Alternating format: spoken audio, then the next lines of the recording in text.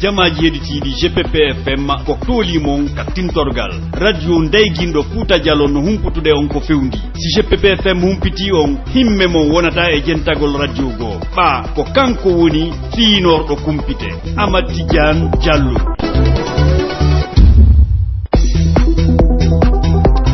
Fendo sai ko tawta jamaji di lannali hibbude kondi e wondude yande tippudere ko humpitande ma jowete ko mo kultumi ko duubi tati no yana mun dola e der dum lajjal makko hubina sengo hare e der quartier Madina ko fendo sai don tigi woni ko humpitande ma dido henyama e joge e der dum kadi e de latire do hare ko junkun duubi jettato ni ko dadi do roccano ran tikkan yo yana mun dole dum ko sengo ka quartier mairie io fo muradi pufindirte watte soke jom burton faltade ngonto ha jonnon de kawake ka tufune kalmo ko alfamola be do non faltino ngande ko tenne no gajje novembre 2021 musibe wedi be 97 bonde do weltana ko tawden subi kemen ko humpiton e kati on falja ko sadi bon ko toli bay inen dijere ko don webi tete kandele di mem hare ko CPI woni ko yalti e fandu hare hodani yardi be leydi lagine ni tabal ko do goblende mare ko de hitande 2022 toni ko be okasi tawi nyaawore wada ka fi ko fewti di albalo joanodi ka stade 28 septembre hare yibe hubindo to murandum e mana be hutinan ko mabbe tombe nyaawa ko kawtamen ka sayon findu no wuli jaw donc hakkunde Ethiopie e leydi Sudan ndi hore binde ha joni kadi ko kayfiante donc kade computer men do ka jananiri tippude aray on non e kesso yaltudo finde nawnaade wetene covid-19 dum no noddire omicron aray tawta dum ko sengo Afrique du Sud woni ko humpita leyde bus ebbiteke oje fi sakka gon nawnar nen ka mabbe on fami ko norde ni musibe be firta fenciton ko bawto dum do humpita GPP FM ko de nendi jente koti ko newneme men salmeno no be nguri jumon kala kay ko en fukkentinira kumpite de ngande tobbere do ko ministre kippodo ko fewti fonction publique woni ko holli hebi balde sedaje wonde ma ray do ko yata guluji jeggo e temede tato dum ko fonctionnaire ben don be nabama laterete wi inspecteur régional kippodo ko fewti golleji di haray ay fonctionnaire jo goto don waccitirta kini o junitete haqeji makko dim fendo sa don tigira ray o ngununo feli foto na seda ko tawdi haray yewtereji di non a wadire nokkeli busema na ngakkere wonko yaltetude ton fi ko burini bala ko jakani jonije e ngedoto Mamadou Diallo dum ko inspecteur régional fi golleji di. Vous savez, avant c'était la limite d'âge et l'ancienneté de service. Don andi hari bawo do ko duubi di darete en on tigi ne biri non ko golle hande non ko duubi di wona yurnitede wana ko fewti be mabbe hiérarchie a ko tuma be hebi duubi cappande jeego e joyi fi ko fewti karma ko l'école be hino golla be ba duubi cappande jedde e joyi fi ko fewti hiérarchie B et C ha be ba duubi cappande jeego e dum non ko sariya wonno ko wada idde nde hitande smi fayan 2007 dum non artataake mum si ona hara ko CND o yurniti tawi ellaji hino e mum kono do e dum be fonctionnaire be guluji jeego e fawdum hollabe yaay ko latarede toñe fuyi wadani ko kumpitangal tullilli seeda wana fewno be gestionnaire be ressources humaines adina no haajo so ndu lewru juillet be webi tayno fukku fewtudu be fonctionnaire be itinon juillet ha e août septembre du wona ko yurnita si novembre hewti kanyu bata ko rundu webite wana son tini do ke ndu lewru novembre bukko yabdina si bukko no webitama matricule ji mabbe di wonay ko honjina o wawata don ebbitade ay fuy ko du wadi jama on juwa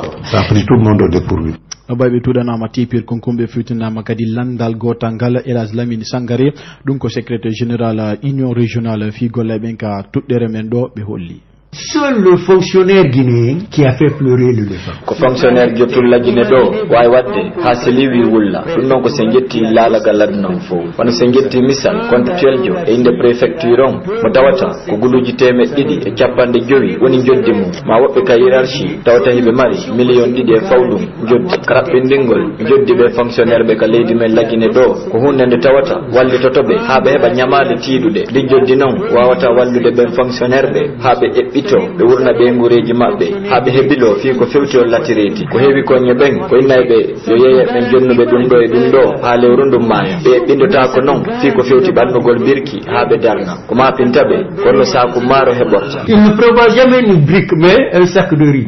Nangane derol kawakeji dinga tipudi haray ko humpita no wonde majjunno ciwla kun dola botunum bawto dum lajjal makko ngubina dum no ngandi are ko junkon dubi tati o albalaw do ko no ko jayabe dum ko ka komi ben labe do ko substitut procureur on ka sudu nyaydo labe do tigi woni ko dendo de wola wi ndenka bimbi do fi faltugol jamaji di konto tewtejo de on fiwni Patrice Koma ko evogi. Dans la soirée du vendredi 26 novembre 2021, aux environs de 20h, ndero kikide juma noga e jego novembre 2021 telemaka geje sudu nyaawidu labelu wonno ko humpita dolande war hore woni ko wadi ka quartier Madina ara non ko kunji wiyete ko Umu Kultum Diallo jumar ko ndubi tati woni ko hawre nden sartene donge do me humpondire commandant brigade de recherche hari non no dowtimo daliti daribe urbe gascadro mobile numéro 8 hari non golle mabbe ko yawgol hettamo juude jamao nabamo ko dagune mabbe bimbira nyande aseyon Alpha Omar Diallo mo Mamadou Saliou Ba hollino no somode makko finu muradu onon kadi jama wonno ko henyimo e joge hewtinimo daliti darien kaydiri hewtina docteur ruben fiyobe yobe tasko fure jingo bandinama ko non sombo hubingo lajal makko ene habbi saji araydi koy mori ko laptani ko pijarani yaltudi e tewte renden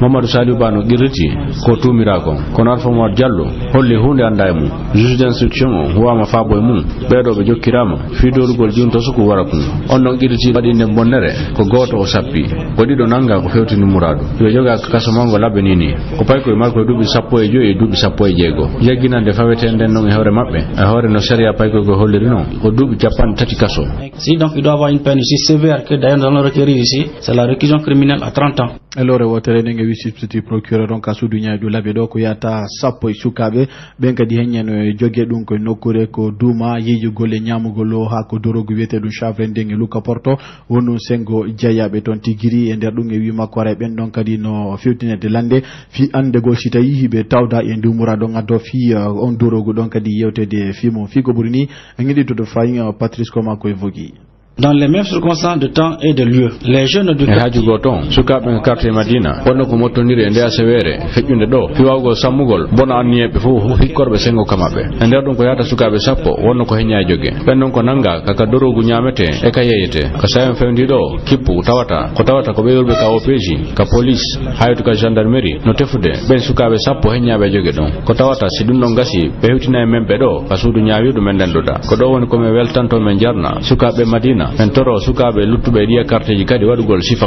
ko beedo woni ko wadde dulle ko wagol hollutugol men ko hombe dumi yeygol e nyamugol dorogu tele makka meton non ko fi wawdo tude ngal bandiyagal kamen do ben sukabe sappo henyabe joge carte Madina hibe den do dede e der dum en anda ko hombe mabbe woni ko tawda e wal balaw wobbe ben sukabe wonno ko henyida e joge e kabbo e dorogu kono harbe jogaki ara duwil dudungil wono ande no den no e saaji fejjude kon dum do holli ben don fu wobbe ko yebe wobbe ko nyamabe dorogu non c'est qu'il a classé que ce sont quand même des gens qui se livrent à la consommation du chanvre indien. C'est ça goton komidio yawte ndi ala tire no gejjetati novembre 2021 ko jungo wano lide non ka hunore ko dubi jetati wonko wadde 3e année woni ko dadi de chanuran tikon yo yane mon dole e ndero quartier mairie fi ko buri ni ngede to kanko tigri jonko hanena no yena bangon nambo banyiri haybe sella hanena no tire unugon ka febeye nongo taylan ko kuri pode la wana bela o ombe hurgo ngomino ko hon o inni yo mi yuputu bamba dati jongo makongo me yakunde koyde yanne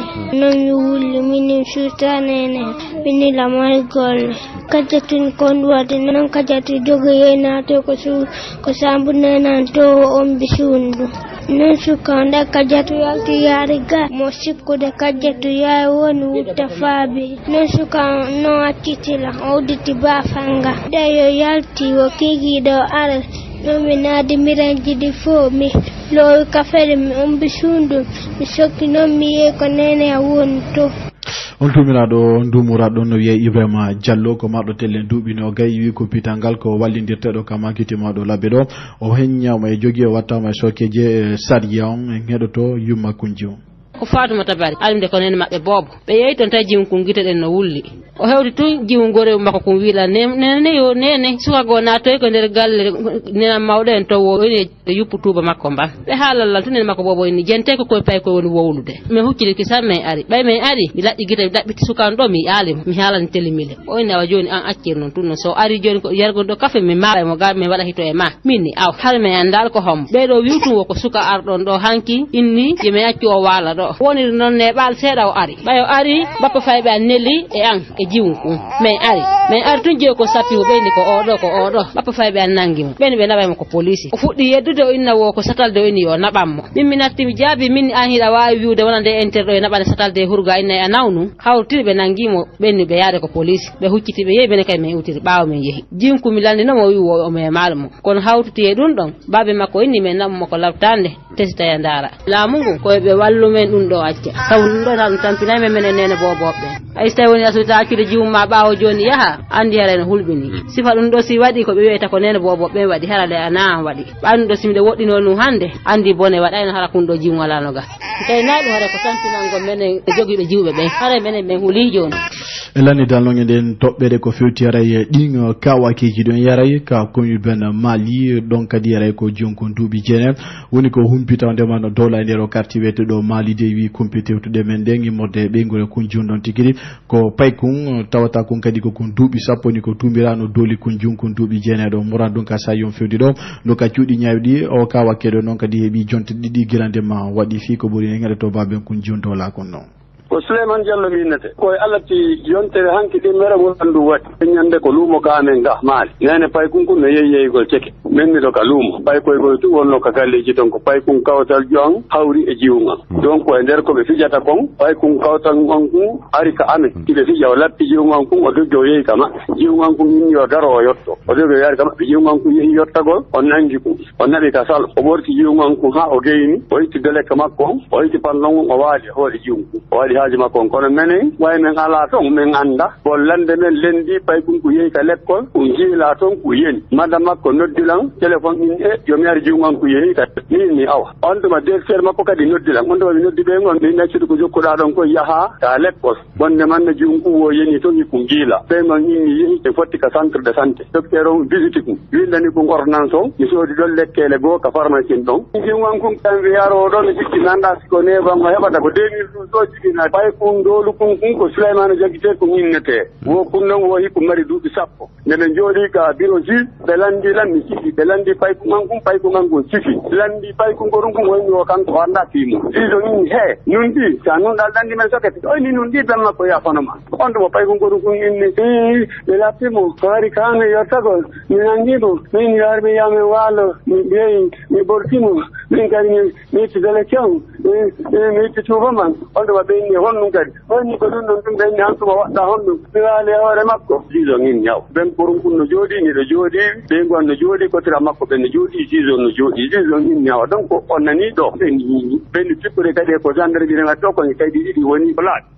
ka tufunde karamo ko alfamola beddo fusugol magazine ji yaade piji woni ton din tun araye mana ɗum wayrananede kono accali ka sedintingol yo jemma alati no weddetene noga jena novembre 2021 ko conteneur ji ɗiɗi woni ko yana e mu lanca ɗum noon ko kamakiti mawɗo labeɗo digiri ɓen faggitaniɓe on haji ɗon ɓe adno e coñci ɗum ko wax basin ji e ko watti mo figo ɓuri ni e heɗoto goɗɗo e borraɓe ko Penda Diallo julaaɓe kono woniri ɓe ari ɗo ɓe luttitimen ɗo ni woni laabi tati ni joni ɓe arno e ɗe balɗe ɗo e mardi ɓe ari ɓe naati ɓe bonnani ɗo ɗimmoɓe amen ɓen nokkeli ɗiɗi ɓe ƴetti ɓe yeeyi jeudi feƴƴuɗo kadi ɓe ari ɓe bonni ɗo kadi place go hanki kadi kikiɗe ɓe ari ga ɓe naati ɓe bonnani men ɗo ɓe ƴettani men piiji buy ɓe ƴetti ɗo ballonji bagui ɓe ƴetti bassin dane ɓe ƴetti ga vax ji Phoenix e Udine deuxiéme on tigui lannali kadi andude ittiri ko ɓe ƴetti ga ko miñira on kan no yeeya paɗe mo naadi ka nder place ga ɗum ɗon kadi ɓe ƴettiɗo carton e ko uddita kadi seeɗa ɓe ƴetti ko ɗum wanno ɗum ɗon ɓuuri hattade taw mi wawali lannude andude ko ittiri ko ƴetta taw ɓuuɗi ƴettaka ko coñci ɗin tun ƴettaka wona basin motif ko ɗum woni ko ƴetta ɓe ƴettanimen ga kadi chaine ji e basin ji premier ji ɗum ɗon fof ɓe ƴettiɗo kadi ɗum ɗon on kaka place ɗimmoji amen on ƴetta kerdelli ɓe ƴettiɗo dolokaji leppi ɗon mbuy kan kadi o ƴettanama on ɗo woni deux fois ɓe ƴettude ka place makko ɗo ɗum woni meɗen tori balla meɗen tori secrétaire o yo faabiton a yirali goɗɗo wata wiide ko oɗo kono noon haray bandi salte oy koyno ɗum ɗo heewi ɗo fof si niɗɗi fayde ɓe bandi salte ɓe wona foy fay koye suway koye ɗuma ɓe ala yiwde ka dambugal ɗo jemma si woni jemma ɓe ala yiwde ka dambude ɗo ɗo ɓe woni ƴawde ɓe ala bonnude baa foggi garanji jani ko ɗum ɓe yii ɗiɓe yibbi ɗo hande kumpita GPP FM koɗe nendi jente kanale dima dura mamu no kure compétente mako sagata mado tellen dubi chapandi tati ni ko lajal mo hobi du non ala yo loji endero district wete do boko secteur filandeng dun non ko wiete don tegereya endero jama ACW yawtudo do tigiri ngedo to correspondant jo sous préfectoral dun ko RTGion tawtaw den do dano ko Mohamed Bangoura ko min woni correspondant sous préfectoral radio RTV Tegereya ko non tigi woniri o suka tawi mo yiwde gawali mo arde non kamaɓɓe ɓe yari non kamɓe tato e ɓe tawi non lumbinoɓe ton kadi joni ɓe nayo ɓe ƴawi lana e fembu tendoɓe lumbata ko on se noon moto polkiti moto yani ndiyam on se noon ndiyam kadi yani e nder lana kadi wayi ɓe tato ɓen noon no wawi fuɓɓade noon ɓe fuɓɓi ɓe ƴawi o Alassane Kaba di hikke kanko ha ko wonden ni fure makko yaka tawa di ACW 20h ha ni fure yaka tawa fo na mobi ton kadi ka dande mayo ton non sagataɓe non ɓe na fuɓɓade non ɓe dara ɓe yiye fure parce que ko sagataɓe ukke ɗiyam ɓe dari ɗon non moto e lana ɓen non fo yiyama mais fure non yaka tawa lamɓe fo ɓen non na femaɓe ton kamɓe fo wondi ton o sayiro di probléme yani woni ko fe maire ɓe fo gote maɓe non wonali ɓawo ɓe fo na kippi ko no suka yirete nder diyan komo duuɓi capantati imo jombi roɓɓe ɗiɗo imo mari ɓiɓɓe ɗiɗo nolde do non ka honorde ko imorbe ka cour pénal international woni ko hiwti ende yontere yawtunde ka capital men Konaki hulande mabbe den ko den dugol yardi be leydi laginindi nini e avocat be dum ko di jamaji tawta di hawrano e mon e sibbe ko watti mon dum ko fiidi albalawji wonno di nyande 28 septembre yawtudo do e mana 2009 ka capital men Konaki nder aray ko be den dudi don kom sepion haray hodani yardi be leydi laginindi tabal hollugol be ndema be okkibe angi lannode de hitande 2022 si tawi nyaawo jede wadali ko feti din kawa keji don kambe tigi be wada juude muradi be nyawana di hore mabbe figo brini e to goddo avocat be din jamaji harono di mon ka stade 28 septembre min ko Alpha Amadou DS ba minete mi avocat jo ko mi vice président OGDH e ko mi woni lando avocat be fi jokkube o dossier 28 septembre ka bange fi be do la ben CPI on arno Konakiri do be yidi e premier ministre be yidi e ministre de la justice on men tigi me yidi men tindi fi o dossier 2009 normalement ita décembre 2017 areno ni nyaawore wadino kono hidon andi ko fenno kon ka leydi men do ko haray biji buyi wadama ton fi tun yo retardu procès mu hare addi CPI de balde do fi ndargo ste accéléré se on andi on no affaire nyaawugo dum non normalement ko souveraineté pays c'est-à-dire que ko haani si day goddo ko pays mo mari gouvernement ko kala ko feƴƴi ka leydi makko ko kanko duwa nyaawde si tawi goddo go ari ka yaasi inni nyaawante yimbe maɓe guinéɓe ɓen kama andi hare ɗum ɗon ko an holli a la valeur tigi tigi on CPI on ko inni joni en ñihi de wayi nyaawde joni holle mbawdi donc ɗum waɗi ɓe inni joni awa hikka on ko dernier ultimatum si tawi e nder ɗi lebbi ɗo arayɗi ñaawaka hongo haray ɓe ƴette dossier ɓe yaha ɓe ñaawa CPI on waɗali lettre inni awa joni menen min happani on lebbi kaari kono noon gouvernement on hilan tañƴini inni kono ɗum kadi mi yaali ministre de la justice o mi nanali e kara makko o inni ko lebbi tati kono noon lebbi tati no wolede fimo joni noon si tawi Allah waɗi en e nder ɗin lebbi tati ɗon laatiki hara no moƴƴi ma e ɗin lebbi seeɗaji ɓaawa ɗon kadi seeɗa hara toujours ino moƴƴi kono en tout cas hara ñawornayi yo laato e 2022 ɗum ɗon gon c'est obligatoire so na ɗum hara ɓe ƴette dossier on ɓe nawamo ka CPI wono no communauté internationale o ngandiri non fi Alpha Condé ciluɓe laamu ngu e juuɗe mabɓe ko follingu aray kañum kadi fi makko no ani ɓe fotawna seeɗa ka seydintingol hay si tawi daginaka taw ka sayon findu ɗum nawa si tawi Alpha Condé on ɗon o naɓama sengo dixine ɗum ko ka suudu sonna makko haje jene e Kaba Condé Asadou Diaby Diallo kalamu makko ngu waylita ñande 2 septembre yawtuɗo Alpha Condé mo tawayno tedda paɗe ɓe hino jogitino ɗum woni ko naɓira e nokkure goo ardinoɗo leydi laggine nden ñesayi woni ko itta ka pale Mohamed 5 e o jemma hankin ka o naɓira Dixine Landrea ɗum koye galle ka sonnajo makko on wonno ɗum ko Hajja Jene Kaba Condé ka tawata on sonnajo hino ka jananiri ittandema ɗum waɗi lebbi buyi fi ñawdigu hay si tawi noon CNRD on daginali wondema ko haqiqa Alpha Condé woni ko itta ka wonnoɗon hino wodi sifaji ɗi jiɓili ɗi ala e mum tedda paɗe hino niɓɓintini binde ɗen galle e tawata fayda ka kasera sare Konakiri ɓe woni ko ɗum woni ko humpiti ɓe ñokondoɓe amen ɓe africaguinée.com e ɓen noon tedda paɗeɓe hino tawda e maɓɓe ɓe ka GFS wattodade police ha ka gendarmerie fayingeɗen galle hollade wondema ko ton Alpha Condé nabira otoje blendeje ɗiɗi force spécial on wattodade e pick-up je ɗiɗi police on kañum ay gendarmerie on hino hacco e nokku on e wi kumpital gotangal no wawi wasi tawi han joni Alpha Condé hino ayna Mamadi Doumbouya wonno ko fodi wondema o ardinoɗo leydi Laguine ndin e say wonay ko joga jogue moƴƴe wonay ko hewtiri takko makko so waton jini e mum ñawdowo mo wattodade e defanayɗo mon si tawi noon koko hollaɗo wondema Alpha Condé ittirama ka Palais Mohammed 5 nabira e ɗen galle makko araño nandita wasi tawi ko e ɓoore nde CNRD on ƴetti fiwawgol famodirgol e CEDEAO ka ndemmojo bere satini ɗo tintidal molanangal ka tawata eɓɓoje wonay ko ƴetta e muɗum ono ñoña ko ɓeydi ɓuɓɓitade hakkunde ndemmojo bere ka hirnangue Afrique ɗum ko CEDEAO e ɓe tedda paɗeɓe ciwliɓe laamu ngun wonno ko ɓeydi ittude ko Mamadi Doumbouya Sali Kut omo mojo bere nden suɓi fi newingol muraɗi ɗin Sengo Conakry ko tawata on wona goto si wona Mohamed Ibn Chambas kumpita GPPFM koɗe nendi jente kawto men murandu no wuli jaw ka sajon feni do ka kero lakkonde di leydi Soudan e leydi Ethiopie ko l'armée d'un Soudan woni ko lende sewre no gadjetati novembre 2021 wondema bagama tawta ko tedda pade be Ethiopien be woni ko fagizani do wadi talla lakkeji ka mabbe ton fota bay be holli do wondema haray tedda pade be muy mabbe buy lajje mon hubinama ha sitawi be wibitali adadu mabbe on ka jananiri ono ne covid-19 yalto dun ke sunno ye Omicron tawta dun ko Sengo Afrique du Sud woni ko yita ka aranu dum non ka sayon fendi do humpita mandema none don no mari e none jibuy kadi e kadi do woni sombo yo leede bus ebbito e boje fi sakkagol den nawnare don hiwa jamaji mabbe din ka sayon fendi do leede buyare ebbitike boje fi sakkagol den nawnare do wata hiwtuka mabbe ton ko tawde hay humpita mande nawnare don rey nde wawi fultade de marqué wona de marqué de jamaji din nini bolonday futa on fami ko nde tobbere on den gombide kumpita mende kaba mo sinji ko Mamadou Salou Balde mi weltani ki on kala kay ko don kala no don mi weltani ki kipon ka rédaction ka technique e sa jaro jiding wassalam